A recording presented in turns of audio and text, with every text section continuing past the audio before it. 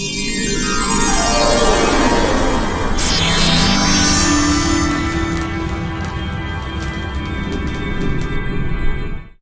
morning or good afternoon, Muscatine. Welcome to Sparkplugs. We have our wonderful guest again with us, Michelle Berns from Muscatine County Conservation. And once again, Michelle has brought a lot of very, very interesting things. So, first of all, Michelle, welcome. Thank you. So nice to have you here again. Absolutely. And I hear a number of noises in the background here, and I'm seeing some interesting things, and you know, I just can't wait to hear what you have to say, because I know things are going to get interesting here. Absolutely interesting. So we're going to talk about amphibians and reptiles. And normally we would not see amphibians and reptiles right now because they would be hibernating. I know I wouldn't be out right now if I were an amphibian or a reptile. I don't even, as a human, want to be out right now. It's kind of wet and cold and snowy, and that's just Iowa for us. But our amphibians and reptiles would be sleeping. They would find a place underground and hang out, sleep all winter long. They don't have to eat. They don't have to worry about anything for several months. So ours are not sleeping because they live at the nature center. In fact, some of them look rather active. They are very active. Ours never hibernate per se because it's always 72 degrees in the nature center, and a lot of times animals are driven to hibernate by the changes in the weather and temperatures and all of that. So just a little bit of information about amphibians and reptiles. So usually when we think about amphibians, we're thinking about frogs. Oh, Michelle, would you just squeeze that frog? We're thinking about toads. We're thinking about salamanders and newts. And so I've brought a salamander, a live salamander, for us to take a look at later on. But let's talk about what it means to be a reptile. So reptiles are things like snakes, like turtles, all of your alligators, crocodiles, lizards, which a lot of people don't know. We actually have lizards in Iowa. We have 5 different kinds of lizards. Wow. Yes. We have some really cool race runners that live down in sandy areas, down on the island. I have them out by my house. They are so cool and so fast. And then lots of snakes, 27 different kinds of snakes. Wow. Now, I would love for you to tell our listeners and our viewers what you told me earlier about this part of Iowa and the number of species. Yeah, this part of Iowa is amphibian reptile overload area, and we just love it because there's so many here. And that's because we have some really great habitat. We are in the river areas, and there's not a lot of human activity that happens along the rivers because a lot of times it floods wherever we're at. And so there's not a lot of permanent habitat, let's call it that, for humans. So that leaves it open for animals.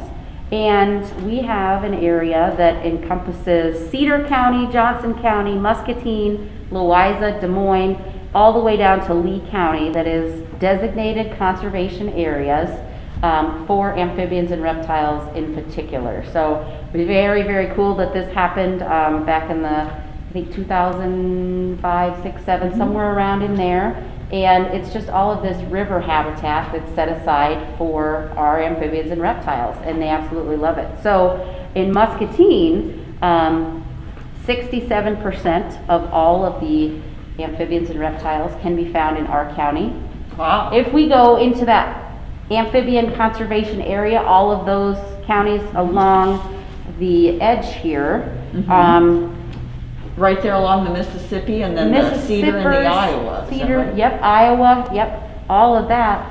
That is 85%. Wow. Of the total species in all of Iowa can be found in this special reptile amphibian conservation area. That is really impressive. So we're right smack in the middle of it, and we've got a lot of different representations of our animals, of those animals that live here. So you can't go outside and not find something, even if you live in the city. Yeah, I can attest to that. Toads and frogs and snakes sometimes. Garter snakes? Yes. Fox snakes, maybe? Maybe. I have some fox snakes, so maybe we'll have to compare and see if we've got that going. Good morning, the library will be closing at Also, 11.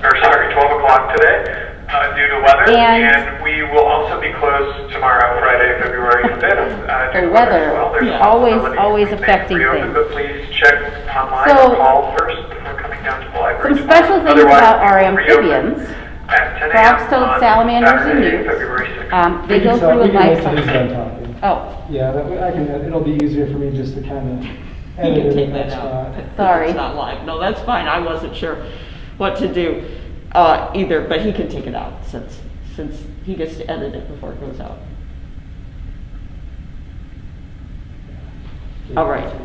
So yeah, go ahead anytime. Let's just start back where, I guess, at the beginning of the topic that we were just talking about before it buzzed in, I think. It was about how, you had just said how 85% of the species could be found in this area. in the special area. Yes, and then you had said you could find them even in the city, and that was when I started talking, so maybe we can like do it from right there. And yeah, I can attest to that because in my own house I've seen toads and frogs and snakes. Different kinds of snakes? You know, I don't know quite enough about snakes to know if I've seen different kinds. I really think that I've seen just garter snakes. Okay, well, we have 27 different kinds of snakes in Iowa. That is impressive. And several of those reside here in Muscatine County. And people always ask, what about the venomous snakes? Mhm. Yes, Iowa has some venomous snakes, the rattlesnakes. In our part of the world here in Iowa, in Muscatine County, we do have a couple of different species of snakes that are poisonous or venomous. However, they're very rare and not a lot of them left. So it's not anything that I think people need to be concerned about going for a walk and wondering if they're going to get bit by a rattlesnake. Not very likely. is what Not you're saying. very likely, no, I don't In think so. theory possible, but not very likely. Right, exactly. It's not like when you go out west and every place you get out, it says, warning, snake habitat or something like Yeah. that, and kind of looking around, walking your dog at the rest area, going, oh, is this a good place to stop? But, Well, let me just say, I have brought up a bunch of books from the children's department, from the nonfiction section, so that's true information. I did not bring any up on snakes. In fact, looking around here, I've only brought up books on turtles. well, that's all right, turtles are great. And then we have a ton of books right here on the table about turtles. There's some very cool ones. Some turtles we would never see here in Iowa. For instance, there's one right there on the sea turtle. I know we're not going to find any sea turtles in Iowa because we don't have an ocean. At the Mississippi River Aquarium. up Well, in there you Dubuque. go. Yeah, there you go. But really, any kind of reptile or amphibian that you would want to get information about, you could come here to the library and go to the nonfiction section and find probably lots of different books. And some of them really have tons of pictures that are more like picture books, and some are very information heavy and are filled with lots of text. But you can get the information you want, and if we don't have it, we will find it for you and bring it in. That one looks like a great one. Isn't it pretty? It is, and we have we have the red-eared turtles here in Iowa, so right here in Muscatine County. And do you have any at the Nature Center? We do. I thought you did. We do. What's the Yeah. name of the one at the Nature Center? Tim. Tim. Tim. Tim the yes. turtle. Tim the turtle. I did not bring Tim with me. I brought Myrtle. Myrtle the turtle. Myrtle's a different kind of turtle, but Okay. so I thought that we would just give a few little things to talk about the difference between amphibians and reptiles. So, Great. amphibians are most of the time kind of wet or slimy. Reptiles are very scaly. Okay, so our amphibians most of the time are born in the water. Our reptiles are born on land in eggs. And both of them are cold-blooded, so that means that they have to use the temperature around them or the sun to get warm. It's not like us, if we get cold, we can start shivering inside and warm our muscles up. And that's one reason main reason why they hibernate here in Iowa in the wintertime. But you can find both amphibians and reptiles that like to eat other things, so they're predators. You know, of course, we think about frogs. Frogs like to eat what? Every kid says flies. Frogs eat flies. They eat a lot of other kinds of bugs, but and then like our snakes, most snakes in Iowa like to eat mice. You know, you have a very gorgeous snake in Yes. that container right in front of me. That's Louie, our speckled king snake, and king snakes actually eat other snakes. They're one of some of Wow. those exceptions that eat something else besides mice. So, very, very cool. We're gonna just leave him kind of on display. He's beautiful. He is. I'm glad I'm not another snake though, because he looks like he could be fierce. Yeah, and today's actually feeding day, Betty. Today is feeding day. When we get back this afternoon, they'll all get one mouse. Even Louie? Louie gets a mouse, and Maisie and Chula get a mouse. So I brought all three of the big snakes today, not the little snake, but yep, every 2 weeks we feed them, and that's just because in the wild they would not eat every day. Call it like intermittent fasting, if you want to call it that. I'm glad I'm not a snake. Yeah, they don't eat every day, but when they eat a lot, and that sustains them for quite some time. So a lot of times animals are way better at regulating what they eat. If they're not hungry, they don't eat. Not like people are like, ooh, that bag of Doritos and that salsa looks really yummy. So I think we should jump right into getting some of the animals out. Great. I'd like to start with the amphibian that I brought today, Great. just because it's wet and slimy. Okay, awesome. And then we'll get to the dry creatures. Sounds good. Sound good? All right, so I will just grab my containers. So these guys all came in these little containers here. This is the safest way for them to travel. And because of the weather outside, we had dressed them in furs today. Animal furs like Dave brought a few weeks ago. Keep them warm on the way down here. So our salamander Wow, he is beautiful. is pretty big. Look at that. Oh my goodness. And this is a tiger salamander. We have 5 different kinds of salamanders in Iowa. And this one is the largest terrestrial salamander. Well, he is large. He's very Look large. At that. Now, not just this one is the largest, but this species is the largest terrestrial salamander. There are larger salamanders in the world, but they are totally aquatic, Betty, which means they can't ever come out of the water. These guys live on land after they come out of the water as young and go through maturity. And then they just hang in those river bottoms, under the leaves, under the logs, and then they go back to the water to find a girlfriend and lay their eggs, basically. So. And now, are those 5 toes? Yeah, So same number as us. 5 toes on the back, 4 toes on the front. Oh, wow. And some different species of salamanders, you identify them basically by their toes, because there are so many different subspecies or different varieties. And these guys are always interesting because their toes, now I think salamanders are absolutely adorable anyways. I think they're adorable too. But if you look at their little toes and their chunky little legs and their little tail here, they're just absolutely amazing. They don't move very fast. They just kind of just shrug around. Like I think of them like old dinosaurs. You know, dinosaurs are big and bulky and they didn't move very much. And sometimes when we put him on the ground, he doesn't even move. So I don't know if he'll move, but we'll definitely try it. And now I think he's going to blend into the carpet a little bit, don't you? Well, I think he will look a lot like the carpet. It's always fun to watch how animals move, and there he goes. He's going to prove me wrong today. Because not all animals move in the same direction, or the same way. So he's fairly big-bodied, and he doesn't have very long legs, and so when he gets up, he kind of has to pull his whole body up, and then kind of move around a little bit. Do you think he likes the carpet, or would he rather be here on a piece of paper? I think the carpet might be better, just because he will get stuck to the paper. Oh, well, we don't want that. He's kind of wet. So He's just gorgeous. He is, and so he is about, let me try to think here, 4 years old now. When we got him, he actually still had his larval gills, so we kept him in water for a couple of months actually before he finally went through metamorphosis, and that's when the amphibians change and go through their life stages. And we fed him little worms and some other little things we just throw in the water with him. And then after he lost his gills, then we knew it was time for him to move into a terrestrial habitat. And so now he lives in shredded bark in an aquarium out in our nature center in exhibit, or on exhibit I should say, where people can come and see him when all this COVID is done. So salamanders can live probably 25 years in captivity. Normally they don't live that long in the wild, just because if you can think about a little tiny creature here, there's a lot of things that want to try to eat him.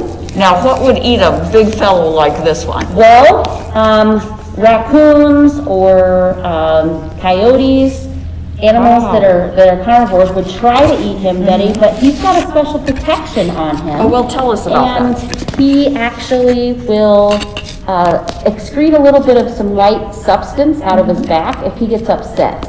And that white substance is sort of like something that if we were to eat it, it would make us throw up. And the same thing happens to other animals, coyotes, raccoons, if they bother him. Well, that's handy. So the coyotes, the raccoons, those animals that would want to eat him learn from other animals if they've ever tried to eat one before, but that's not a good thing to eat.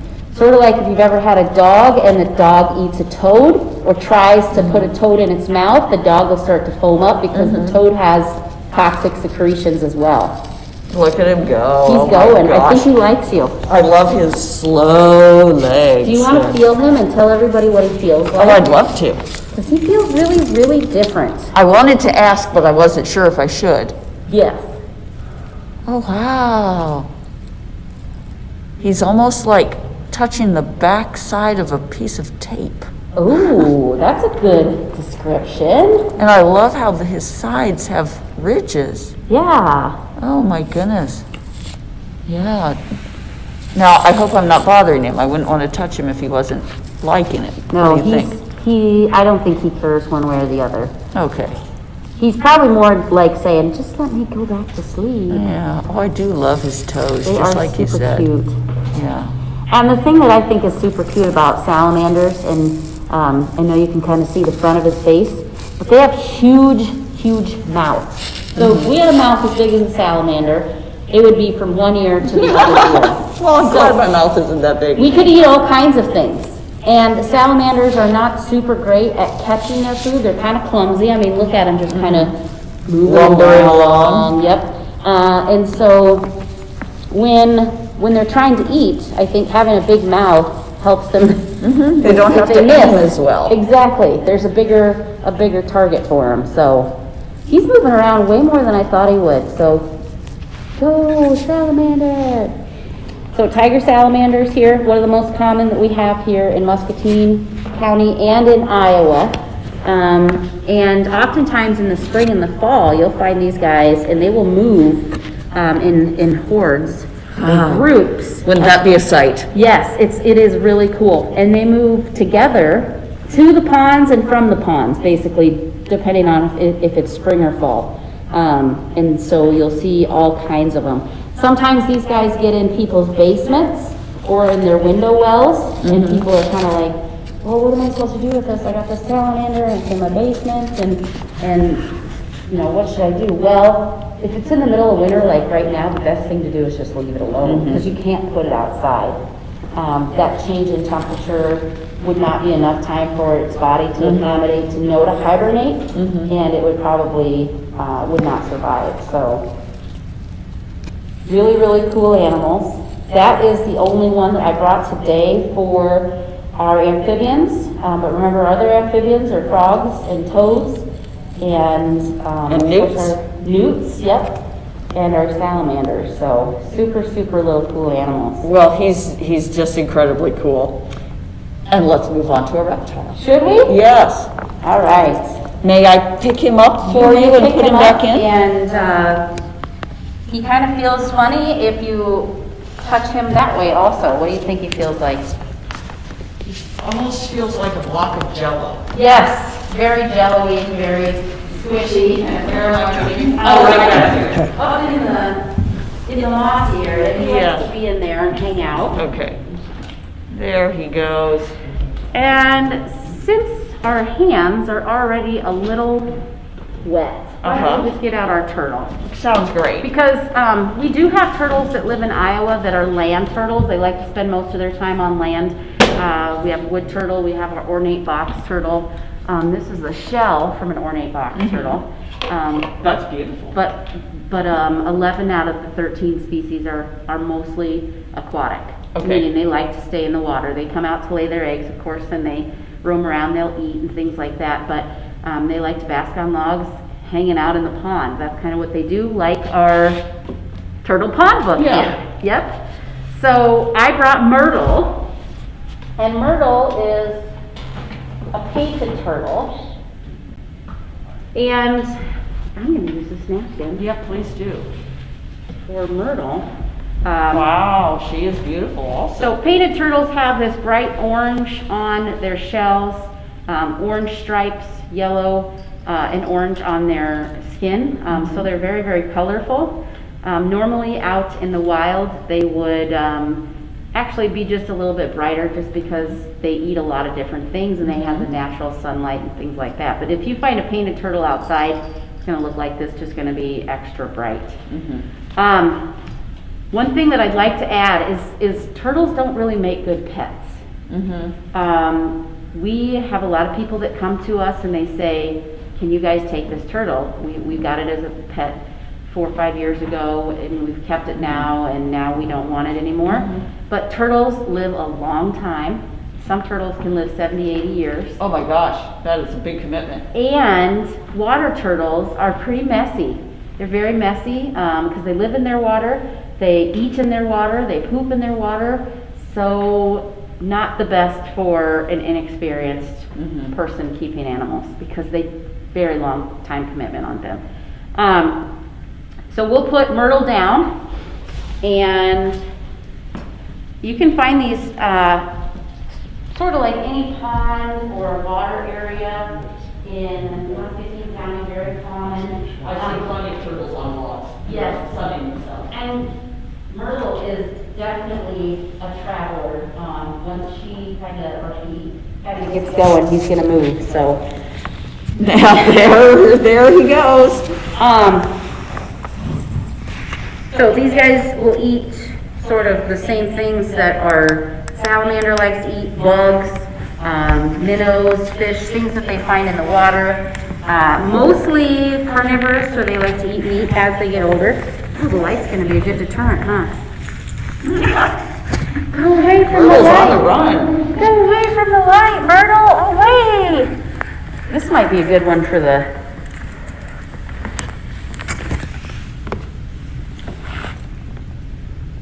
It'll take Myrtle another minute to decide what to do. Now what do I do? She just moved me. Now I don't know where I should go. Oh, away from the light. Away from the light.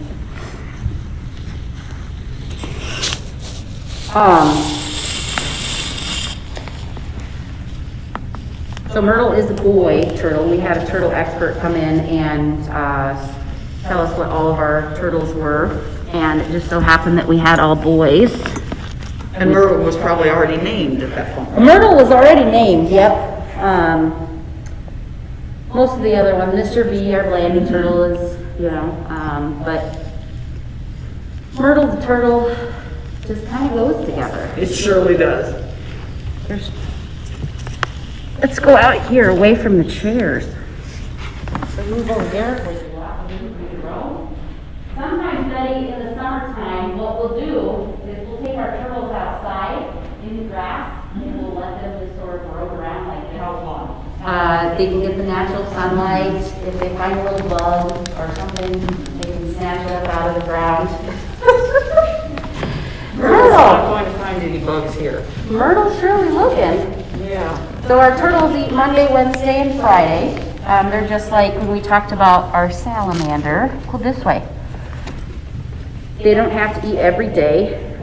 They eat enough to fill them up and then they're done. And we feed our turtles a variety of foods. We have something called rapashi, which is a gel diet that we feed our fish and turtles. It's got all sorts of really cool vitamins and minerals in it for them. And we also feed them minnows. So we go over You know, we do a lot of programs where kids get to touch the animals. We just always make sure that they have either hand sanitizer or wash their hands afterwards. It's just good practice. You know, even if you have a cat or a dog, it's always just good to wash your hands before you eat. And so it's not something that you necessarily need to be afraid of, but it's just something to take precaution as. I will wash my hands when we're done with everybody. How's that? Move this one over here, and I think we should get out, so we're not going to get out Louie, but we'll get out the other two snakes that I brought today and take a look at them. So we'll get out Chula first. I think I've seen Too much stuff. Chula has been with us since 2009. So Chula is a very elderly snake. We don't know exactly how old Chula is. Chula was probably 7 or 8 when we received him, and it's a him for sure because he had to have surgery. Sometimes it's hard to tell with animals unless you look on the inside. Yeah. And so Chula's been with us since 2009 and is 21.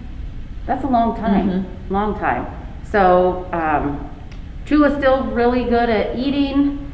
Sometimes actually the other two snakes that I'll show you, they won't eat, and then Chula gets the leftovers. But it is snake feeding day, so Chula's very hungry. I can see Chula's looking around. So a lot of people are afraid of snakes. Yeah. I don't know why they're afraid of snakes, other than you know, maybe it's something that they were taught to be afraid of, or the stories people told them, oh, the snakes are going to chase you, or they'll bite you, or then you worry about venomous snakes. And but snakes are actually super important for the environment. They act as our natural rodent control.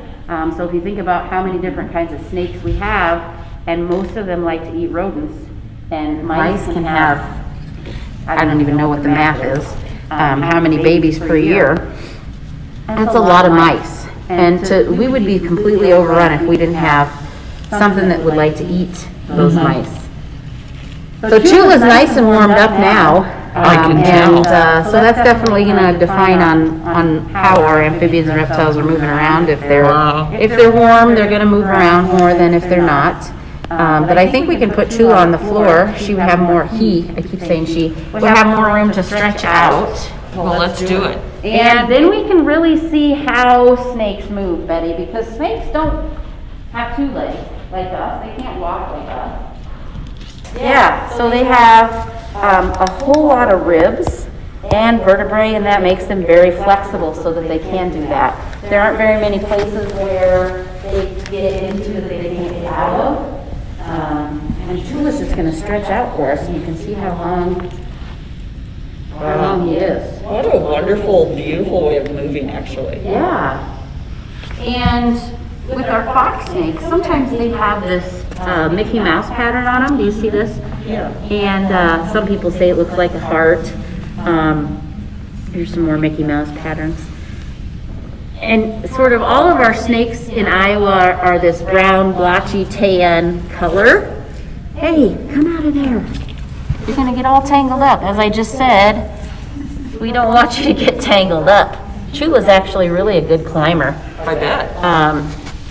But, so they're all this brown, tan, gray coloration, and that's so that they have lots of camouflage blending in so that Kind of looks like a forest floor. they are protected from other things that might want to eat them, like hawks, for example. Red-tailed hawks would love to eat this kind of snake. And also, then if they blend in, their prey can't see them. So then they can sort of sneak up on them. And where are you going? Let's go way over here.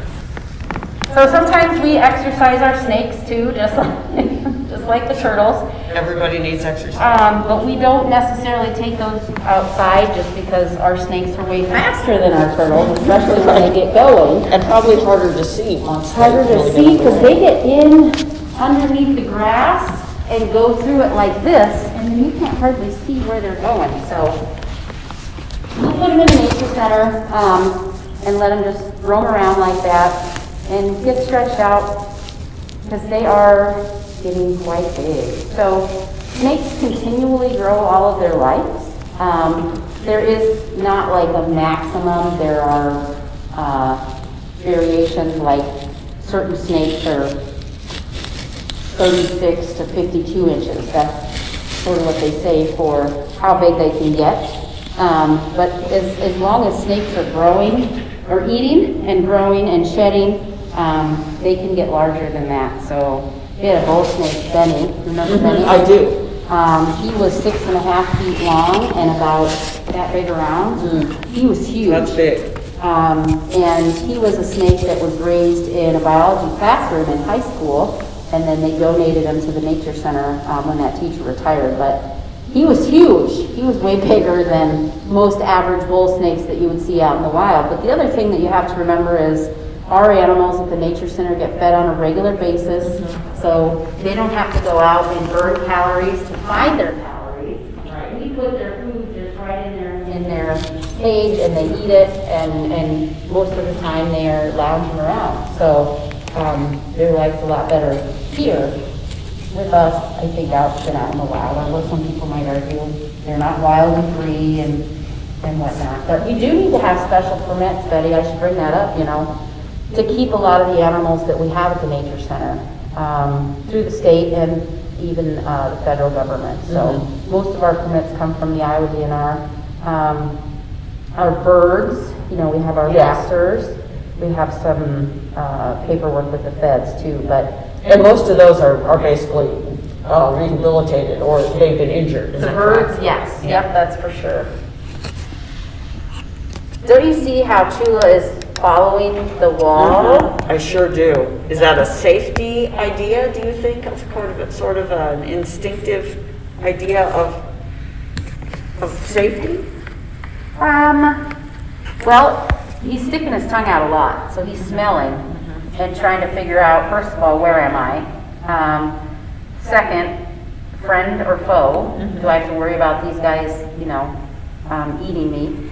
Or can I eat them? Or, We'll say no to both of those. Yeah, no, that he, honestly, people sometimes.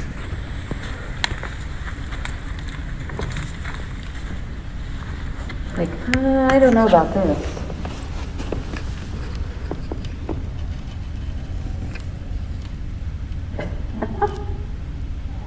Good footage, though.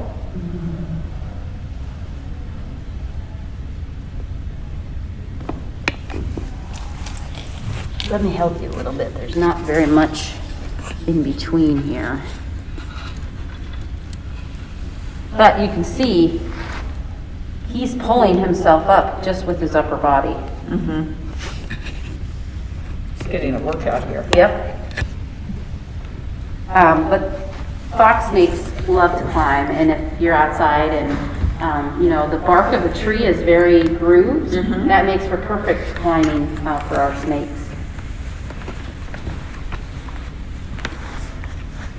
Maybe that's what we need. We just need a... You need a snake jungle gym. Yeah. I bet they'd love it. I bet they would too. Oftentimes Chula is, we have some branches that kind of sit like this. Chula is at the top of those branches in the cage, just coiled up, just hanging out, just loving it. So Chula's already figured out that she wants to go back down. Even though they have brains the size of like a tiny, I don't even know if they're the size of a pea. I don't even know. But we put Chula up and Chula's figured out how to go down. Isn't that amazing?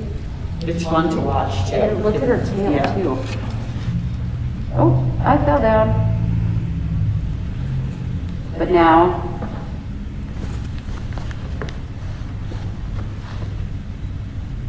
Chula's decided that down is better than up.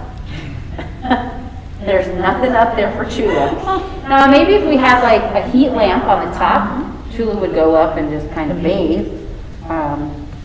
He does that quite a bit in his cage. He's so long. And that's a little bit of a, when he's all curled up like this, we don't realize how long he is. Right. Straightened out. Yeah, It it's a plays bit of on an our illusion. eyes. So Now, I know you brought another snake. They couldn't both be out here at once, could they? No. We usually Why would don't- that be? Well, we usually don't put more than one snake together only because, you know, they could get in a fight or Well, we don't want that. things like that. But we certainly can get out our next snake. Our next snake is very bright and colorful and is, let's see, 20 years old. We actually got that snake as one that was born in captivity at a nature center down in Louisiana. They breed snakes for education programs. And so when they shipped it to us, a live snake, Daisy was only about the size of a pencil and about as big as your, big around as your equal growing snake. And this is one of the most common snakes that you'll find in the pet stores. So we don't have corn snakes in Iowa, but we have milk snakes. Milk snakes look very similar to our corn snakes. But beans that when most people say, I want to get a snake for a pet, they go to the pet store and they offer them corn snakes. Having one on hand is pretty good. Do you want to hold her? I'd love to. How should I do it? Just like that. Okay. Ooh, yes. Doesn't? She's so muscular. Yes. Yeah. So. And so smooth. Maisie and Louie came together. They were both that small, both born at the same time, just different species. So, oh, and that's what Maisie loves to do. Hide in your clothes. I was wondering how much of her is going to disappear before she comes back out, but there she is. Most of the time, they'll actually go in sleeves and pockets because it's. I bet they like those warm. secret hiding places. Yes, exactly. So I put this in here this morning when I was getting her ready, sort of like this, and put her in, and she got in there and all curled up, and so I just kind of did like this, and they're happy because they don't think anybody can see them. So Maisie's a really good education snake because she's so calm. She is. And in general, corn snakes are very docile snakes, and that's why they're used so much in the pet trade because, you know, kids want to get snakes and they're like, oh, okay, let's get a snake and let's get one we can hold and not going to get super big like a boa constrictor that you have to eventually feed it rabbits and Maisie still eats just full-grown mice. So I was looking to see if she'd go up my sleeve, but she's not thinking about that. She's going to go around here and check it out. Now, should I walk over here? Yeah, we can put her on the floor if you want. Sure. I'm going to go find a shadow, someplace dark to hide.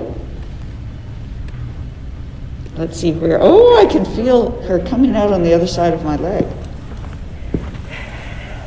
I think, anyway. Yep.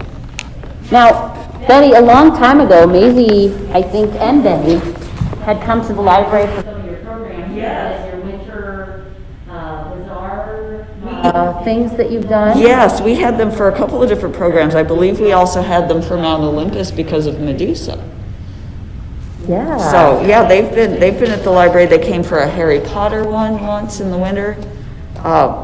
So I like to think that they enjoy coming to the library. I think so. So Maisie looks a little bit different than Chula, just in her general shape of her head is a little bit more pointed, I think, and her eyes are a little different color, and of course the coloration on her body. And corn snakes are one of those snakes that can vary in a lot of different colors. You can get corn snakes that are albinos, and so they are really, really, really light colored and they have red eyes.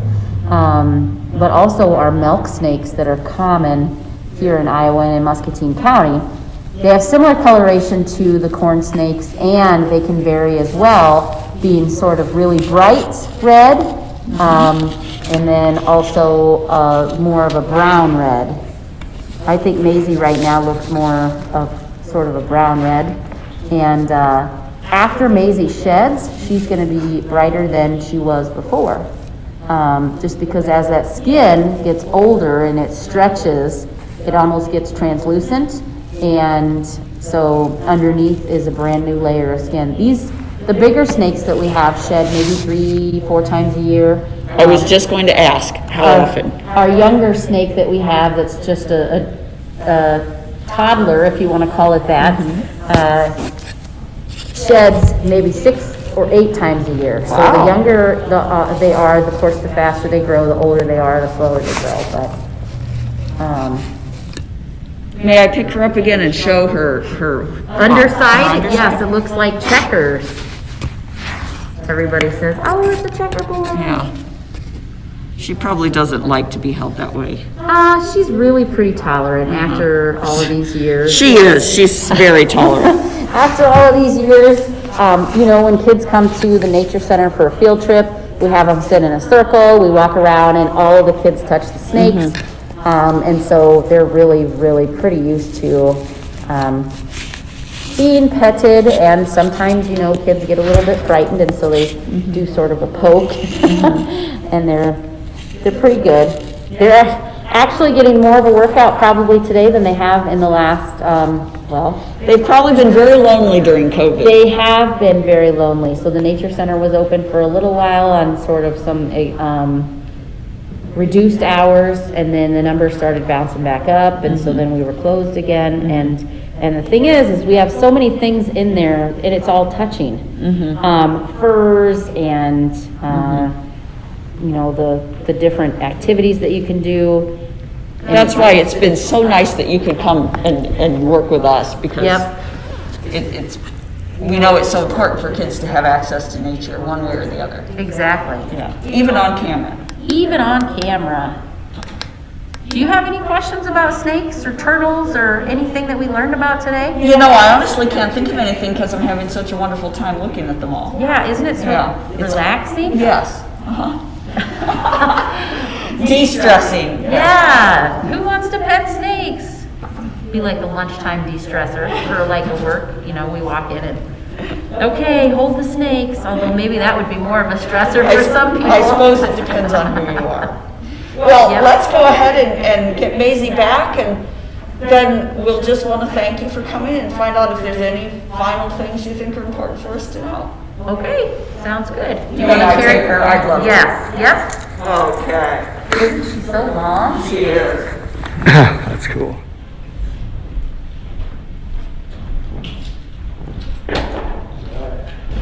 Okay, right in here? Yep. Okay. She's so compactable. Yes. She maybe doesn't want to stay back in there. No, she does not like. She's been very tolerant. She needs her little basket type thing to go back into. Get in there, Maisie. No, you've given me freedom, and now I don't want to go back in there. Well, thank you again for coming and showing us everything, and a general thank you to Muscatine County Conservation. Absolutely, this is so fun. And it's so wonderful that you do so much in the county, and that you have all of this for kids and adults too, and we will look forward to having you back next week. Yay! Constellations. Yep, so constellations next week. Plus, don't forget, if you have not come in to pick up a bird kit, go ahead. We've got, Dave brought in the craft to make binoculars and all kinds of other stuff. So just come into the children's department for that. Michelle, thank you again. Thank you. All right. See ya. Bye-bye.